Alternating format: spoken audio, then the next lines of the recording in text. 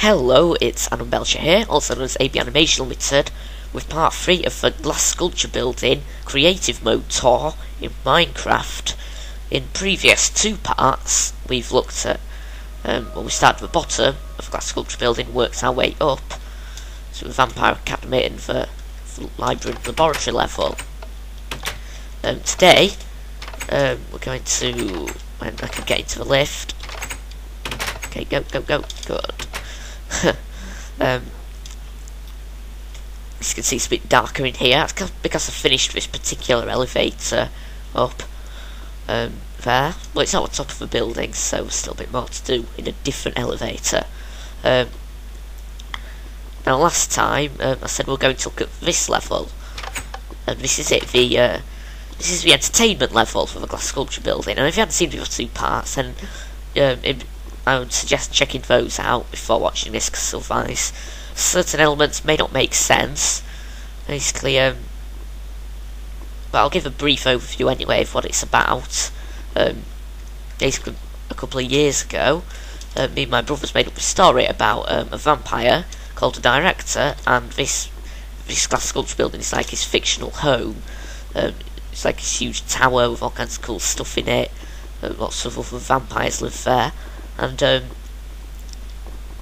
anyway, this lava swimming pool is it's a swimming pool for vampires. They can withstand the lava. So the vampires in the story for director kind of like have superpowers. They can swim in lava and all kinds of stuff. There's a saloon here. For Bloodfang Saloon, I named it. A bit like a kind of bar for the vampires who like kind of stuff. We've got a jukebox. It's got a nice little basement down here. These are just to keep the piston tables up. There's a secret route that way. If you follow it long enough, it actually leads to a secret area behind the library. But I'm not going to show you where it leads. What I plan to do eventually is put this map on Mediafire when it's done, so that people can download it and find some of the Easter eggs. Here we have all the different music discs, apart from 11 of course, because technically that one's impossible to get, and decided to keep it kind of realistic by not having 11, but I do plan on having it somewhere in the glass sculpture building as an Easter egg. There's a little vent there in the ground. It's supposed to be unnoticeable, but it's actually quite obvious. There's a nice fountain in the middle. This is like the a plaza, if you like. It's like the vampires' important social gatherings, I would imagine, would take place in this area. There's the bar, the restaurant, full moon restaurant, quite a bit bigger tables, and then there's the grand staircase, rather like that on the Titanic. There's a nice open area here with windows so which you can see the ground 86 blocks below us. So we've got chandeliers that kind of touch the floor almost. And this is the computer game room, almost like an internet cafe, but it's kind of devoted to video gaming. The computers in here are all much better than human technology. It's like supercomputers. Play like the best games ever. One way I like to think of the vampire technology that you see in these kind of made up areas of the glass sculpture building, strange things. It's like a mixture of advanced technology, like futuristic technology, mixed with magic. I find it quite interesting, to be honest. Although I'm guessing a lot of people probably won't find it interesting. What the heck? I don't know why I'm making this video. But yeah, this is kind of just to show what I'm building, really. Supercomputer processor and cinema. There's also like a cinema area separate to it. It's run by the supercomputer. We've got the main power switch. Let's turn it on. Screen lights up, it says hi. Let's turn the controls on. And you can use these. Well, that's about as far as it goes. It's not a real computer. Now, using Computercraft or the recent updates to Red Power, I could create a computer of sorts, but really, all the inner workings I made for the computer are all fake. I don't really do anything. Let's head in and show. This redstone doesn't actually do anything. It's only really for show. I made like a fake processor, fake hard disk. Oh, it's a bit more than a disk, to be honest. Fan there. The controls, which the inputs go into there, come out into the graphics processor, and which are all the wires from that are all plugged into the monitor screen thing. But you can't really do anything with it other than turn stuff on and off. The main power switch does turn on the which was here, I believe, does turn on the wires in the processor, which in turn turns on the wires in the graphics card, and turns on the wires in there. And also, that this piece of black wire here is supposed to represent the speakers, the sound system, which also comes from the processor. It's all fake, it's just, wiring in there doesn't actually do anything, although there's a redstone clock there. But anyway, that's all that. Like I say, it's not a real redstone contraption in any shape or form. Now, can I get out of my own creation? Oh dear, I can't. I think I just have to go around the back of here. There we go. So yeah, it's the inner workings of the supercomputer. It's like that. It also hosts the local area network of a glass sculpture building. Free server for it. And also has the vampire's main like database sort of. It's like their archives all stored in that computer. Prison and dungeons, as I've mentioned in earlier episodes of this tour, the vampires have enemies, and if they capture those enemies, this is where they end up. The dungeons, the prison level, one corridor full of cells. But also, there's an older section. Not all the glass sculpture building is in use, if you like. There's kind of an unused area on this floor, on the next floor. But you can't actually get. It's impossible to get to the floor above this through the elevator. There's two entrances to it that you have to find.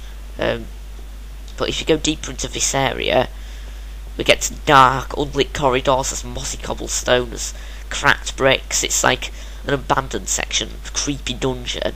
It's not really used for anything. You can get lost in these corridors. Oh, and now I was just showing you one of the ways to get up to the next level. There are some Easter eggs in this area as well. Have a look. Oh, of course we're having a look. What am I talking about? I just have no idea. But yeah, that's that level. Kind of spooky. It's like hidden, spooky things, scary things in there. Oh, now this, like the glass sculpture presentation hall. I've showed the glass sculpture factory where the glass sculptures are made. And if you didn't know, the glass sculptures kind of like the part of the vampire's culture. I don't really know why. They've just been like part of it since me and my brothers made it up.